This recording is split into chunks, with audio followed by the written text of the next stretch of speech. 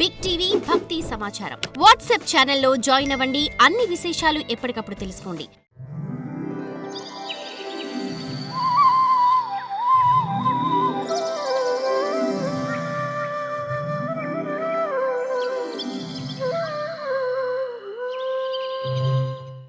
హంస అవతారం. ఓ నారద, భగవంతుడైన ఆ శ్రీహరి నీ యొక్క గొప్ప భక్తికి మెచ్చినవాడై హంస రూపంలో అవతరించాడు. నీకు భక్తి యోగాన్ని, ఆత్మస్వరూపాన్ని తెలిపే జ్ఞాన సాధనమైన భాగవత ధర్మాన్ని చక్కగా బోధించాడు. ఆ వాసుదేవుని శరణు పొందిన భక్తులు భాగవత ధర్మాన్ని సులభంగా తెలుసుకుంటారు. మను అవతారం. శ్రీహరి ఆయా మన్వంతరాల్లో ఆయా మనువుల రూపంలో అవతరించి మనువంశాన్ని రక్షిస్తూ ఉంటాడు. ఎదుర్కొనలేని తన తేజస్సును సుదర్శన చక్రంలాగా 10 దిక్కుల యందు ప్రసరింపజేసి ప్రాణులను రక్షించి పోషిస్తూ ఉన్నాడు. ఇంతేగాక దుష్టులైన రాక్షసులను శిక్షించి గొప్ప పనులు చేస్తూ తన చక్కని కీర్తిని ముల్లోకాల్లో మాత్రమే కాక వాటికి పైన ఉండే సత్యలోకంలో కూడా వ్యాపింపజేస్తూ ఉన్నాడు. ఇక ధన్వంతరి అవతారం. భగవంతుడైన ఆ శ్రీహరి లోకంలో ధన్వంతరి అయి అవతరించి గొప్ప కీర్తిని పొందాడు. ఆయన పేరును చెప్పుకున్నంత మాత్రానికే జీవుల పెద్ద పెద్ద రోగాలు కూడా శీఘ్రంగా నయమైపోతూ ఉంటాయి.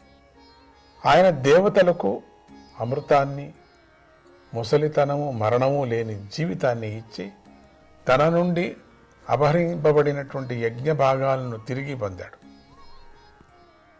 ఆ ధన్వంతరి స్వామి లోకానికి ఆయుర్వేదాన్ని బోధించాడు. ఇక పరశురామ అవతారం. ఒకానొక సమయంలో క్షత్రియులు బ్రహ్మద్వేషులై వేద మార్గాన్ని విడిచిపెట్టి నరకంలో పడిపోయారు. ఈ విధంగా దురదృష్టవశాత్ సమాజానికి కంటకాలుగా తయారైన ఆ దుష్ట క్షత్రియులు వినాశాన్ని పొందబోయారు. అప్పుడు పరమాత్మ అయిన శ్రీహరి గొప్ప పరాక్రమం గల పరశురాముడై అవతరించి పొడవైనది, పదునైనది అయినటువంటి గండ్రగొడ్డలిని పట్టుకొని 21 సార్లు భూమినంతా సంచరించాడు. దుష్ట క్షత్రియులను సంహరించాడు. ఇక శ్రీ రామావతారం. ఓ నారద, శ్రీహరి మనందరినీ అనుగ్రహించడంలో ఎల్లప్పుడూ సుముఖంగా ఉంటాడు కదా. ఆ మాయాధిపతి అయినటువంటి శ్రీహరి భరతుడు మొదలైన అంశాలతో కూడినవాడై ఇక్ష్వాకు వంశంలో శ్రీరాముడే అవతరించాడు. ఆయన తన తండ్రి అయిన దశరథుని మాటను నిలబెట్టేందుకై తమ్ముడైన లక్ష్మణునితోనూ భార్య అయిన సీతాదేవితోనూ కూడి అడవికి వెళ్ళాడు.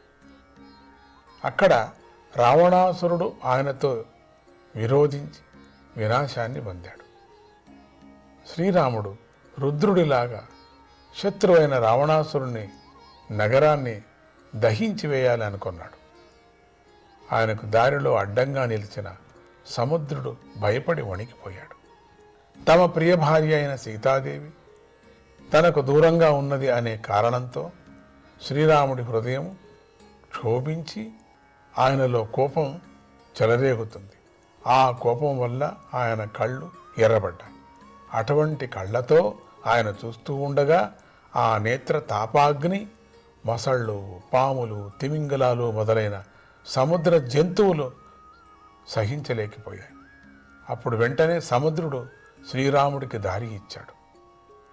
రావణాసురుడు ఇంద్రుడితో యుద్ధం చేసిన సందర్భంలో ఇంద్రుడిని వాహనమైనటువంటి ఐరావతం యొక్క దంతాలు వాడి వక్షస్థలానికి తగిలి విరిగి పొడిపోయాయి.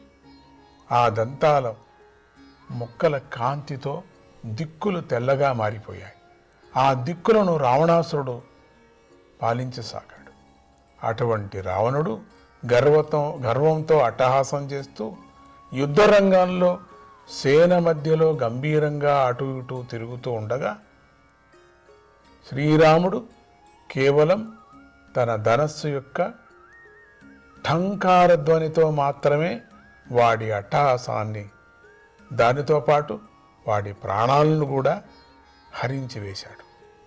శ్రీహరి కృష్ణ. బలరామకృష్ణ అవతారం. రాక్షసుల అంశంతో జన్మించిన రాజులు మరియు వారి సైన్యము భూమికి భారంగా తయారైనది. అప్పుడు భూదేవి ఆ భారాన్ని భరించలేక ప్రార్థించగా భగవంతుడు బలరామ శ్రీకృష్ణుల రూపంలో అవతరించాడు. తెల్లని జుట్టుతో ప్రకాశించే శరీర ఛాయతో బలరాముడు తెల్లగా ఉన్నాడు.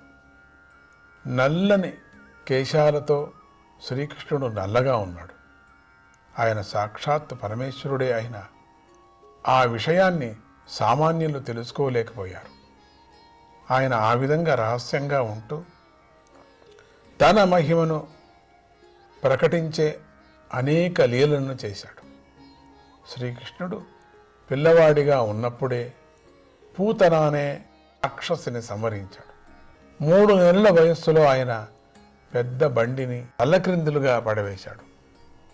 మోకాళ్లపై పాకే వయస్సులో 2 పెద్ద పెద్ద మద్ది చెట్ల మధ్యలో దూరి వాటిని నేల కూల్చాడు. ఆయన అవతారం పురుషుడు కనుకనే ఇది అంతా సంభవించింది. అవతార పురుషుడు కదా ఆయన.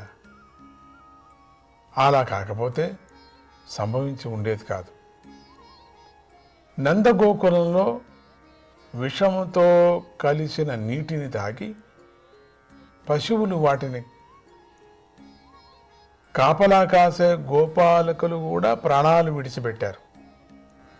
శ్రీకృష్ణుడు తన అనుగ్రహ దృష్టితో వారిని జీవింపజేశాడు అని. తర్వాత యమునా నదిని శుద్ధి చేయాలనే కోరికతో దాని యందు విహరించాడు.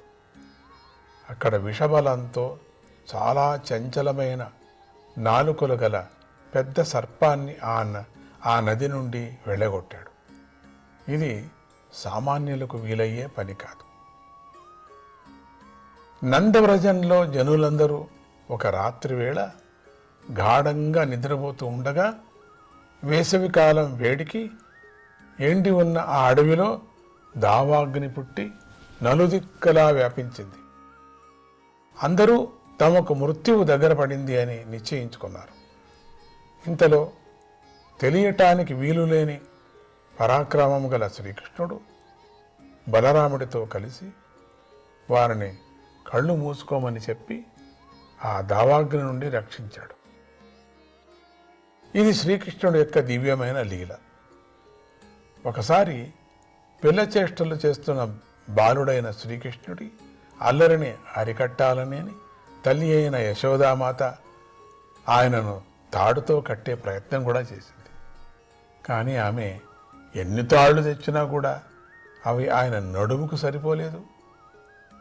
అదేవిధంగా ఒకరోజు ఆ బాలకృష్ణుడు ఆవులిస్తూ ఉండగా అతడి నోటిలో యశోదామాత 14 లోకాలను చూసింది. దానితో ఆమె హృదయంలో శంఖ మొదలైంది. కానీ ఇంతలో ఆమెకు ఆ బాలకృష్ణుడు శ్రీహరి అవతారమే అని సత్యం తెలిసింది. ఆ క్షణము శ్రీకృష్ణుడు అవతార పురుషుడు కనుకనే ఇటువంటి లీలలన్నీ సంభవించాయి.